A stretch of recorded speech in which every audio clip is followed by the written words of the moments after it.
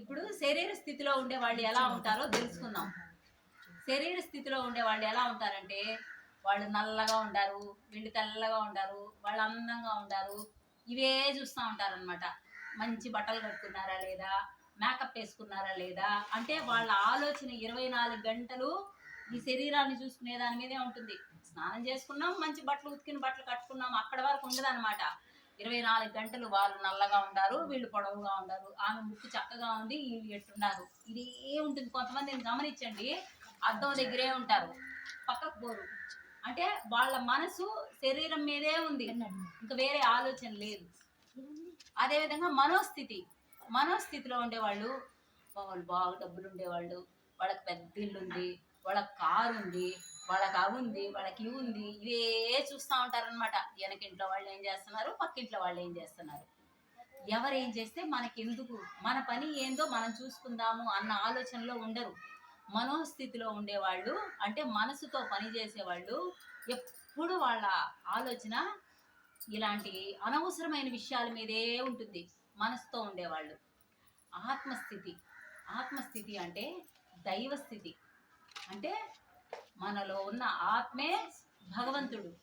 ఆ భగవంతుడి స్థితిలో ఉండేవాళ్ళు ఎలా ఉంటారు అనేది తెలుసుకొని, మనందరము నేను ఈ శరీరాన్ని కాదు, మాయ చేసే ఈ మనసుని కాదు, ఆ దేవుణ్ణి నేను అని ఆ భగవంతుడిగా మనం ఎదగాలంటే మనం ఏమి మార్చుకోవాలి అనే విషయాలను తెలుసుకోవాలి. తెలుసుకున్నా కూడా అవి మనకు అర్థం కావు. ఎప్పుడైతే ధ్యానం చేస్తామో, ఎప్పుడైతే ఆ విన్నదాన్ని మళ్ళీ మళ్ళీ మననం చేసుకుంటామో, ఎప్పుడైతే దాన్ని మనం ఆచరణలో పెట్టుకుంటామో, అప్పుడే మనం ఆత్మస్థితికి చేరుకోగలుగుతాం. అలా చేరాలంటే కూడా ఇప్పుడు ధ్యానంలోకి వచ్చి ఇవన్నీ విని మనం ఎన్నో మార్చుకున్నా కూడా ఎన్నో జన్మలు పడుతుంది. కానీ ఒక తెలివైన ఆత్మ ఒక జన్మలోనే 50 జన్మల్లో పాఠాలు నేర్చేసుకుంటుందంట. కాబట్టి ఇప్పుడు మనందరము తెలివైన ఆత్మలం అయిపోయి 50 జన్మల పాఠాలు నేర్చేసుకోవాలి. నేర్చేసుకుంటారమ్మా? అంటే విన్నదాన్ని మనం పాటించాలి. ఇప్పుడు ఇది తినకూడదు అని ఏదైనా చెప్పారంటే, ఓహో ఇది సత్యము, గీతలో భగవంతుడు చెప్పింది, ఇది నేను చెప్పేటివి కాదు, నాకు నా గురువుల ద్వారా తెలుసుకున్నాను, వాళ్ళు శాస్త్రాల ద్వారా తెలుసుకొని చెప్పారు, కాబట్టి దాన్ని మనం పాటించాలి. అలా మనం మార్చుకోవాల్సినవి చాలా ఉన్నాయి. అవి ఒక్కొక్కటిగా మనం ఎప్పుడైతే అర్థం చేసుకొని, అరే అవునా, ఇన్ని రోజులు తిన్నాను కదా, ఇన్ని సంవత్సరాలు తిన్నాను కదా, జన్మంతా తిన్నాను కదా, వదిలే అని మనకి ఇష్టం లేని వస్తువుని ఎట్లా వదిలేస్తామో, కాకరకాయ వద్దు, ఎందుకంటే అది ఆరోగ్యానికి మంచిది కాబట్టి కాకరకాయ వద్దు. మైసూర్ పాకు తీయగా ఉంటుంది, షుగర్ ఉంది, అయినా ఏం కాదు, ట్యాబ్లెట్ వేసుకొని తినేద్దాం. అలాంటివి కాకుండా ఇది వద్దు అంటే వద్దు, ఇది తినాలంటే తినాలి. అంత మొండి పట్టుదలగా ఉంటే కానీ దేవుణ్ణి చేరుకోలేము. అంత ఈజీ ఏం కాదు. భగవంతుని చేరడం ఈజీనా? పక్కేదికి పోయి రావాలంటే ఒక రెడీ అవ్వాలి, ఇంట్లో పనులన్నీ చూసుకోవాలి, ఒక ఆటో మాట్లాడుకోవాలి, ఇన్ని ఉంటాయి. మరి దేవుడి దగ్గరికి వెళ్ళాలంటే అంత ఈజీ, గంట కొట్టినంత ఈజీనా? చాలా చాలా కష్టం. కాబట్టి మనం తెలుసుకొని ఎన్నో ఎన్నో ఎన్నో మార్చుకోవాలి. అందులో మనం ముఖ్యమైన కొన్ని విషయాలు తెలుసుకుందాం. మనుషులు 5 రకాలుగా ఉంటారమ్మా. రాసుకోరా. మనుషులు 5 రకాలుగా ఉంటారు. అధమాది అధములు, 2 అధములు, 3 మధ్యములు, 4 ఉత్తములు. 1 అధమాది అధములు, 2 అధములు, 3 ఉత్తములు, 3 మధ్యములు, 4 ఉత్తములు, 5 ఉత్తమోత్తములు. అంటే మనుషుల్లో 5 రకాల మనుషులు ఉండారు అని భగవంతుడు చెప్పాడు. నేను చెప్పే ప్రతి మాట ఇవి నా మాటలు అనుకోకండి, నా మాటలు కాదు, ఇవన్నీ భగవానుడు చెప్పిన మాటలు. అధమాది అధములు అంటే వాళ్ళు ఎందుకు పనికిరాని వాళ్ళు. అది ఆ విషయం వాళ్ళకి తెలుసు, మనం పనికిరాని వాళ్ళము అని. అయినా 24 గంటలు వాళ్ళట్ట వీళ్ళట్ట వాళ్ళట్ట అని మాట్లాడుతూ ఉంటారు. అలాంటి వాళ్ళని అధమాది అధములు అంటారు. కాబట్టి రాసుకోండి, అధమాది అధములు అంటే తాము ఎంత పనికి మాలిన వాళ్ళైనా ఎదుటి వాళ్ళల్లో తప్పులే చూసేవాళ్ళు అధమాది అధములు. అదేవిధంగా అధములు రెండు. అధములు అంటే తమకేదో కొంచెం ఉంటుంది, మంచో చెడ్డో అంతో ఇంతో ఆస్తో పాస్తో జ్ఞానమో ఏదో అంత మంచో ఉంటుంది. దాన్ని 24 గంటలు మేము ఇంత గొప్పోళ్ళము అని ఎంతసేపు తన గొప్పలు చెప్పుకుంటూ ఎదుటి వాళ్ళని పనికి మాలిన వాళ్ళుగా తీసి పారేసి చూస్తూ ఉంటారు. మేమే గొప్పోళ్ళము, మాకే ఇల్లు ఉంది, మాకే కారు ఉంది, వాళ్ళు బుద్ధి లేని వాళ్ళు, వాళ్ళకి ఇల్లు లేదు, వాళ్ళకి కారు లేదు అని ప్రతి మనిషిని తప్పు పడతా ఉంటారు. అలాంటి వాళ్ళు అధములు. అదేవిధంగా మధ్యములు. మధ్యములు అంటే వాళ్ళు వాళ్ళలో ఉండే తప్పులు కనుక్కుంటారు.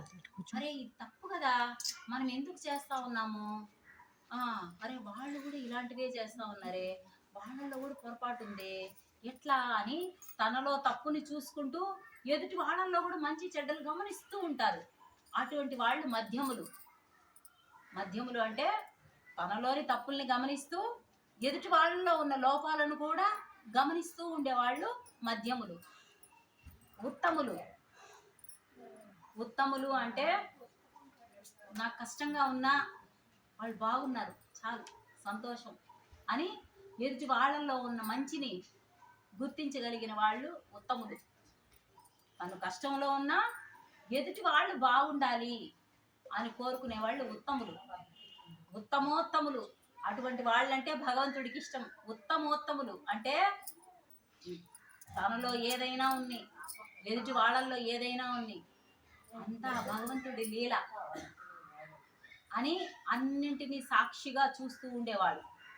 కాబట్టి మనందరము ఉత్తమోత్తములుగా ఎదగాలి. అంటే ఇప్పుడు నాకు తెలుసు మాంసం తింటే తప్పు అని నాకు తెలుసు, అయినా కూడా జన్మల నుంచి వచ్చిన అలవాటు కదా, దాన్ని నిగ్రహించాలంటే ఒక మొండి పట్టుదల, ఆయన ఎట్టయినా సాధించాలి, దీన్ని ఆపేయాలి. వాళ్ళు తింటా ఉన్నారు, నేను తింటా ఉన్నాను, ఏంటి మనం ఇలా ఉన్నాము అని అర్థం చేసుకొని ప్రతిదాన్ని సైలెంట్గా మనం ఎవరిని క్వశ్చన్ చేయకూడదు. మనలోనే తప్పులు ఉన్నాయి కదా, ఇంకొకరిని నువ్వు ఎట్ట తప్పు పడతావు అని తనని తాను క్వశ్చన్ చేసుకుంటూ ఎదుటి వాళ్ళని తప్పుల్ని కూడా చూస్తూ అన్నింటిని భరించి సహిస్తూ ఎవరైతే మౌనంగా ఉంటారో వాళ్ళు ఉత్తమోత్తములని భగవంతుడు చెప్పినాడు. ఉండగలుగుతామ్మా మనం అట్లా?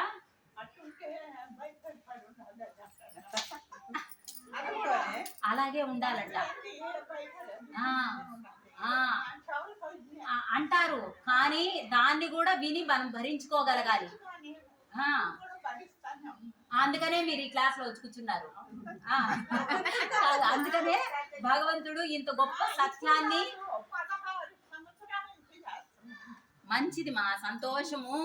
భగవంతుడు ఎవరిని మెచ్చతాడో వాళ్ళు మాత్రమే ఈ క్లాస్కి వస్తారు. అందరూ టీవీ దగ్గర బజార్లోనో లేకపోతే పక్కింటి వాళ్ళ దగ్గర కూర్చొని కబుర్లు చెప్పుకుంటానో ఉంటారు. మీరందరూ ఇప్పుడు ఇక్కడికి వచ్చినారు అంటే భగవంతుడు మెచ్చిన వాళ్ళు మాత్రమే ఈ క్లాస్ వింటారు.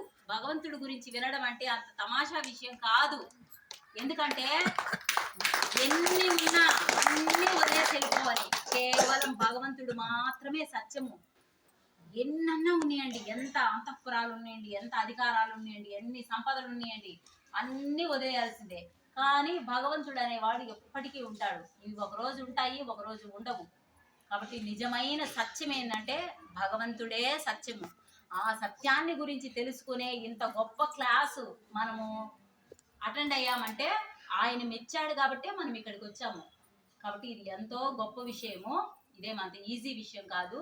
ఈ విన్న విషయాలని మనం ఆచరణలో పెట్టుకుంటూ మనం ఎప్పుడైతే మన ఆత్మ ఎదుగుదల ప్రారంభమవుతుందో ఆయన దారిలోకి కాలు పెట్టేశాం. మనం ఈ జన్మ కాకపోతే ఇంకొక జన్మ, ఇంకొక జన్మ కాకపోతే ఇంకొక జన్మకి మనం ఖచ్చితంగా దీన్ని పట్టుకున్న వాళ్ళు ఆయన చేరుకుంటారు. లేదంటే ఒక్కసారి ఈ శరీరాన్ని వదిలేసామంటే పుణ్యాలే చేసిన వాళ్ళు దేవతలుగా స్వర్గానికి వెళ్ళి ఎంత పుణ్యం చేశారో అంతకాలం స్వర్గంలో ఉండి మళ్ళీ భూమి మీదకి రావాలి. అదేవిధంగా పాపాలు చేసిన వాళ్ళు జంతు జన్మల్లోకి వెళ్ళిపోతారు. బల్లులు, చేమలు, పురుగులు ఇవన్నీ ఈ జన్మల్లోకి వెళ్ళిపోవాలి. 84 లక్షల జీవరాశుల్లో పుట్టి మళ్ళీ మనిషిగా రావాలి. అంత ఈజీ కాదు. మళ్ళీ మళ్ళీ మళ్ళీ తల్లి గర్భంలో దూరి దూరి దూరి నరక యాతనలు అనుభవించి మళ్ళీ ఇక్కడికి రావాలి మనిషిగా. అదేవిధంగా పాపము పుణ్యము సమానంగా ఉంటేనే మళ్ళీ మనిషిగా వస్తారు. కాబట్టి ఎప్పుడైతే ధ్యానం చేస్తారో, శాకాహారులు అవుతారో, ఆత్మ జ్ఞానాన్ని పొందుతారో వాళ్ళకి మాత్రమే పునర్జన్మ లేని స్థితికి చేరుకోగలుగుతారు. కాబట్టి సృష్టిలో అతి ముఖ్యమైనది 64 కళల్లోకి ముఖ్యమైనది ఏదంటే ఆత్మ జ్ఞానము. కాబట్టి ఇప్పుడు మనం ఆత్మ జ్ఞానం అంటే ఏంది అనే విషయాన్ని తెలుసుకోవాలి.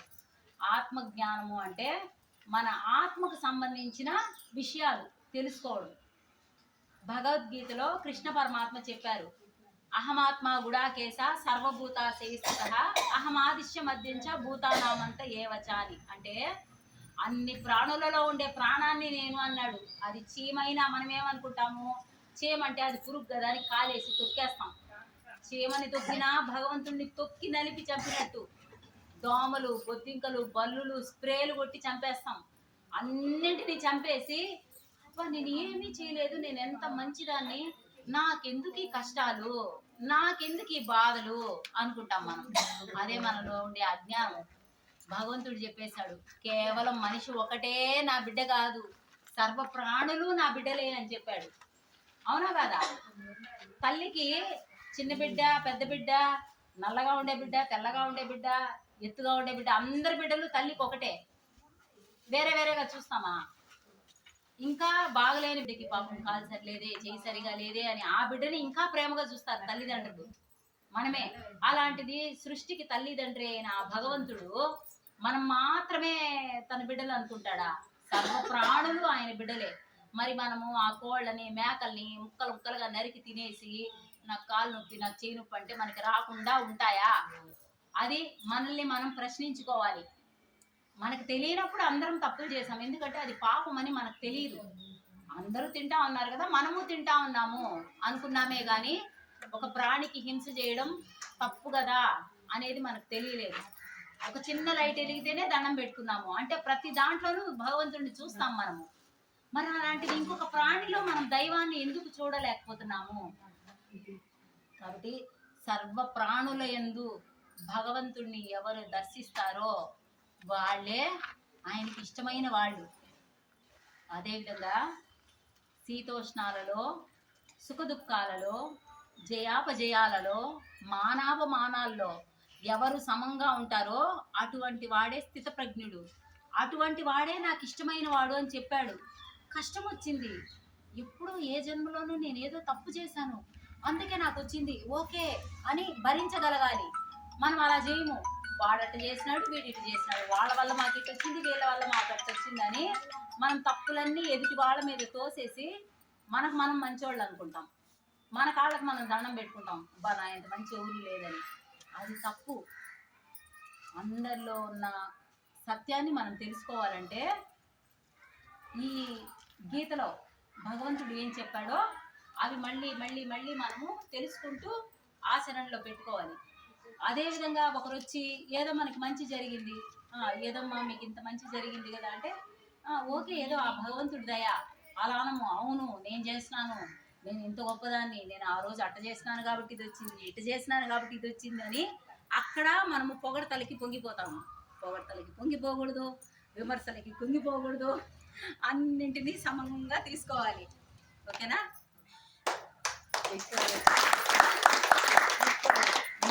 అంతే, ప్రతిదాన్ని స్వీకరించగలగాలి.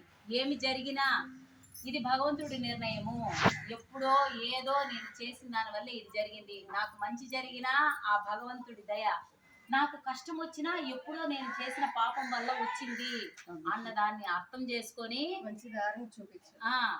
మనలో పశ్చాత్తాపం, ప్రాయశ్చిత్తం, పరివర్తన.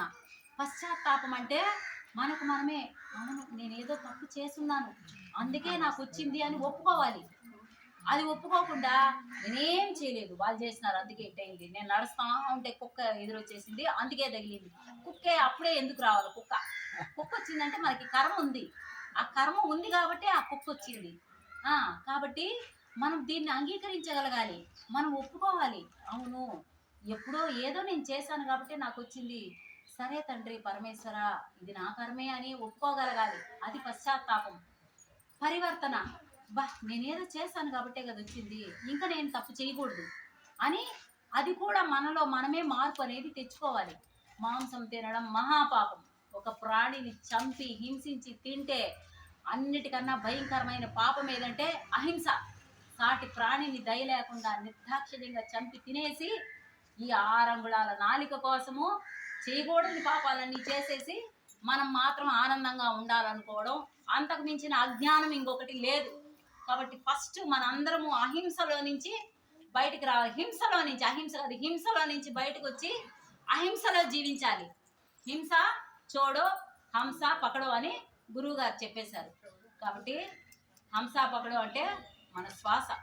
మన శ్వాసని ఎప్పుడైతే పట్టుకుంటామో 1 గంట సేపు ధ్యానం చేస్తే 100 జన్మల్లో చేసిన పాపాలు పోతాయి.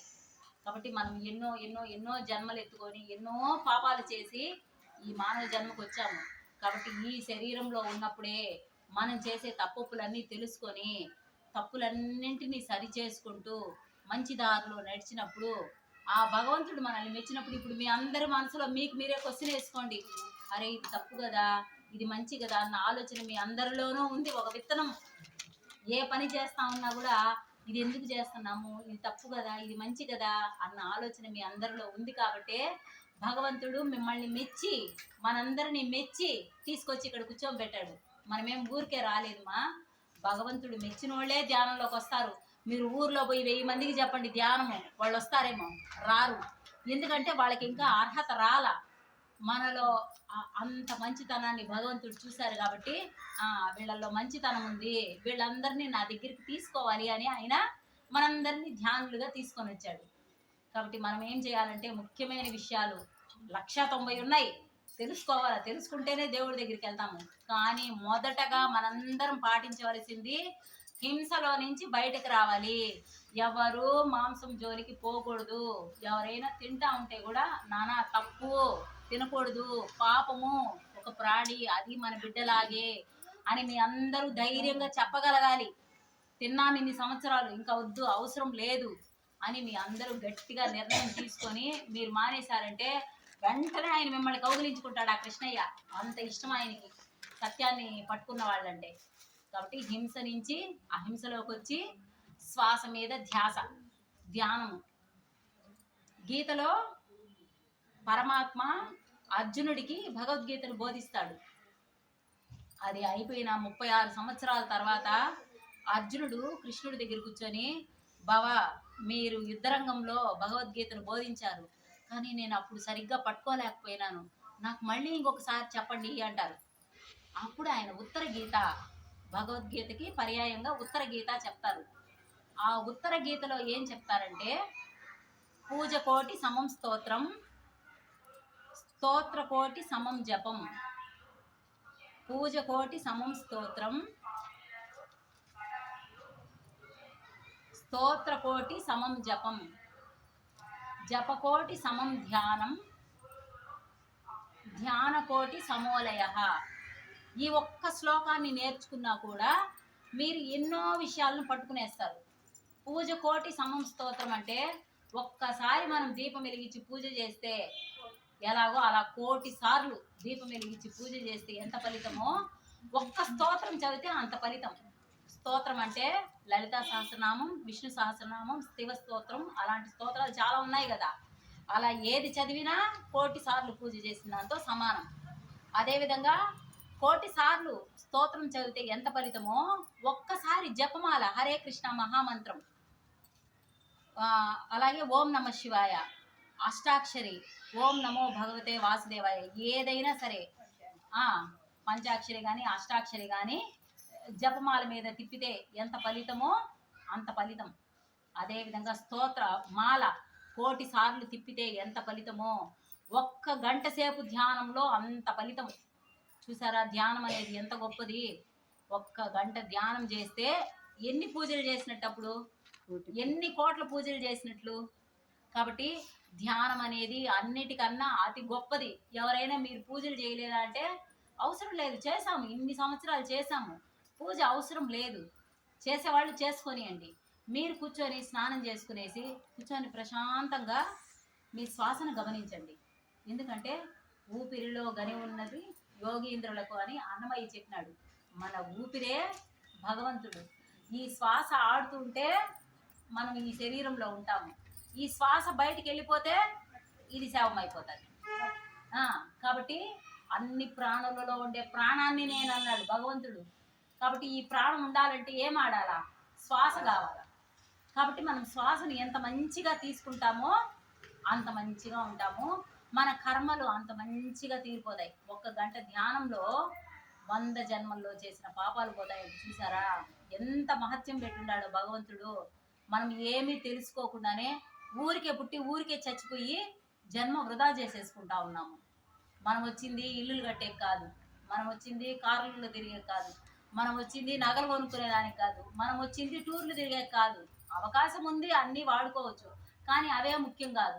1 రూపాయి డబ్బు తీసుకెళ్ళము, 1 గ్రామ్ బంగారు తీసుకెళ్ళము, ఒక చిన్న 6 అంగుళం వితిరాయి ముక్క తీసుకెళ్ళము, ఏమీ తీసుకెళ్ళము. ఉత్త శరీరంతో వస్తాము, ఉత్త శరీరంతో తీసి ఆ మట్టిలో పారేస్తారు. కాబట్టి ఈ శరీరంలో ఉన్నప్పుడు మనం తెలుసుకోవాల్సింది ఏందో అదే ఆత్మజ్ఞానం. ఎప్పుడైతే నేను ఆత్మను, నేను ఈ శరీరాన్ని కాదు అని ఆత్మతత్వాన్ని తెలుసుకొని ధ్యానం చేయగా చేయగా చేయగా మన లోపల అంతర్యామిగా భగవంతుడు ఉంటాడు. ఆ అంతర్యామి వెళ్ళిపోతేనే ఇది శవం అయిపోయేది. ఆయన ఇందులో నుంచి వెళ్ళిపోయే లోపలే మన లోపల ఉన్న భగవంతుడిని మనం దర్శించాలి. అంటే ఆయన మెచ్చాలి మనల్ని. ఆయన మెచ్చి నేను నీలో ఉన్నాను అని ఆయన మనకి దర్శనాన్ని ఇస్తాడు. ఆ దర్శనం ఏంటంటే అపరిమితమైన ఆనందం, చెప్పరాని ఆనందం. మన కంటికి ఎదురుగా మర్డర్ జరిగితే కూడా మనకి ఏమాత్రం బాధ అనిపించదు. అంటే అంత స్థితికి భగవంతుడు మనల్ని తీసుకెళ్ళిపోతాడు. ఆత్మానందాన్ని పొందాలా. ఎప్పుడైతే ఆత్మానందాన్ని పొందుతామో అప్పుడు మళ్ళీ తిరిగి మనకి జన్మ లేదు, ఆ స్థితికి వెళ్తాం. కాబట్టి ప్రతి ఒక్కరూ ఆత్మజ్ఞానాన్ని, బ్రహ్మజ్ఞానాన్ని తెలుసుకోవాలి. బ్రహ్మజ్ఞానం అంటే నాలో ఉండే ఆత్మే అందరిలో ఉంది, ఆత్మే భగవంతుడు, నేనే ఆ భగవంతుడిని, నాలో ఉన్న భగవంతుడే అంతా ఉన్నాడు. అందరూ దేవుళ్ళే, కోడి దేవుడే, చాపా దేవుడే, మేకా దేవుడే, చెట్టు దేవుడే, పుట్టా దేవుడే, అందరూ దేవుళ్ళే అని మీరు ఎప్పుడైతే అంతటా మీరు చూస్తే ఎక్కడ చూసినా మీకు భగవంతుడే కనిపించాలి. ఎదుటివాడు చెడ్డవాడు, వాడి మనసు బాగలేదు, కానీ వాడైతే దేవుడే. మనం తెలుసుకున్నట్టు వాడు ఇంకొక జన్మలో తెలుసుకుంటాడు అని చెడ్డవాడిని కూడా మనము క్షమించుకోగలగాలి. అంత స్థితికి మన మనసుని తీసుకెళ్ళాలి. అంటే మన మనసు స్వచ్ఛంగా తయారైపోవాలి. ఎలా? ఒక చిన్న బిడ్డ మనసు ఉంటుంది. నల్లగా ఉండేవాడు వచ్చినా అరే నాన్న అంటే నవ్వుతాడు. వాడు ఎవడొచ్చి పలకరించినా వాడు కిలకిలా నవ్వుతాడు. అంత పసిబిడ్డలాగా మనం అయిపోవాలి. ఎప్పుడు మన మనసు అంత స్వచ్ఛంగా అవుతుందో అప్పుడు మాత్రమే ఆయన దగ్గరికి మనం చేరుకోగలుగుతాము. కాబట్టి శ్వాస మీద ధ్యాస. ధ్యానం అంటే కళ్ళు మూసుకొని కూర్చొని ఏదో ఆలోచిస్తూ నేను 1 గంట సేపు ధ్యానం చేశాను అనేది కాదు. ధ్యానం అంటే మన శ్వాసనే గమనించాలి. మనకి ఎన్ని ఆలోచనలు వచ్చినా మళ్ళీ మళ్ళీ మళ్ళీ ఆలోచనలు కట్ చేసి మన శ్వాసను తీసుకొచ్చి మన ఆలోచనని శ్వాస మీద పెట్టాలి. ఎప్పుడైతే మనం శ్వాసనే గమనిస్తూ ఉంటామో మన మనసు ఆగిపోతుంది. అంటే ఆలోచన రహిత స్థితి, సైలెన్స్లోకి వెళ్ళిపోతుంది. నిశ్శబ్దం. ఎప్పుడైతే అటువంటి నిశ్శబ్దంలోకి, సైలెన్స్లోకి మనం వెళ్తామో అప్పుడు విశ్వం అంతా ప్రాణమయ శక్తితో నిండి ఉంది. అప్పుడు మన సహస్రారంలో నుంచి, ఇక్కడి నుంచి విశ్వశక్తి మన శరీరంలోకి వచ్చి మనలో 7 శరీరాలు ఉంటాయి. మన నాడీ మండల శుద్ధి జరుగుతుంది. ఎప్పుడైతే ఆ శుద్ధి అనేది జరుగుతుందో 72,000 నాడులు మన శరీరంలో ఉంటాయి. 7 చక్రాలు ఉంటాయి, 7 శరీరాలు ఉంటాయి. ఇది చాలా పెద్ద సబ్జెక్టు. ఎంత తెలుసుకున్నా తెలుసుకోవాల్సింది ఇంకా ఉంటుంది. ఇవన్నీ నేర్చుకున్నామంటే ఇంక మనం భూమి మీదకి రాము. ఇది ఒక రోజులో అయిపోయేది కాదు. అందుకనే మాస్టర్లు చెప్పేటప్పుడు రాసుకున్నామంటే దాన్ని మళ్ళీ ఇంకోసారి చదివినప్పుడు అరే ఈ పాయింట్ చెప్పారు కదా, ఈ పాయింట్ చెప్పారు కదా, మనం ఇక్కడ తప్పు చేయకూడదు, ఇక్కడ మనం మార్చుకోవాలి అని మనకి మనము మార్చుకుంటూ ఎదుగుతూ మనము ఆత్మస్థితికి చేరుకోవాలి. కాబట్టి ధ్యానం అంటే శ్వాస మీద ధ్యాస.